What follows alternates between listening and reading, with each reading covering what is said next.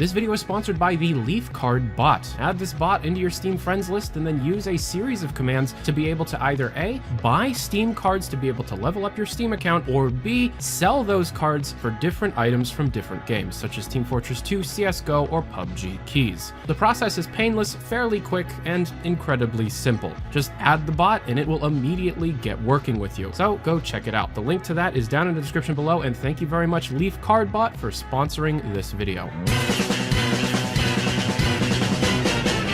The Steam Summer Sale is something completely expected every year from Valve, and as the years move on is something that people expect to be top. From summer camps to Salians, the Summer Sale may be the place where budding game designers inside of the Bellevue walls flex their minigame design abilities. Through this process, we've been given the Steam Grand Prix this year, the gimmick made to push people into not only spending more money on Steam, but also staying on your PC as long as possible playing the games that Valve owns. I sound jaded about this because this year's game is far too overly complicated and has made some design missteps, possibly pushing indie creators closer to the Valve monopoly than ever before. The Grand Prix involves picking a team, speeding past opponents using boosts, and hindering your opponents using speed traps. Depending on the racer's ability to speed past the competition, they can personally win games on their wish lists, and their team could win, gifting games to random members of the winning team of that day. Before discussing how a customer gains the ability to speed past others, let's point out a few glaring issues. For one, who at Valve thought it was a good idea to name these teams after animals, and name one of the animals after a small, cute dog?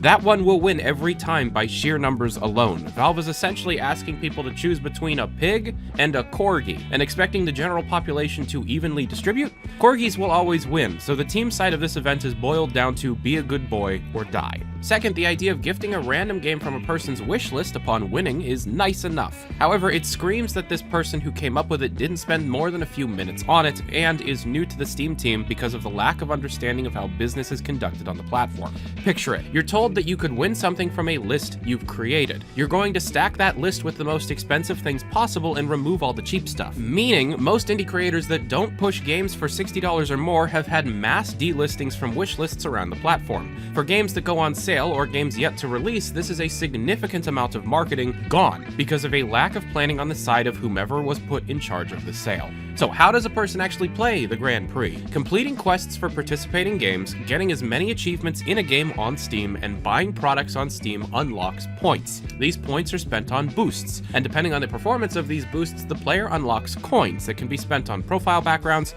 chat emotes, and $5 vouchers for Steam games. These vouchers can stack 3 times, allowing to use $15 at a time. Also, Team Fortress 2 is one of the titles where you can unlock things through specific actions, tying back to the game coordinator update that was picked up a few days back.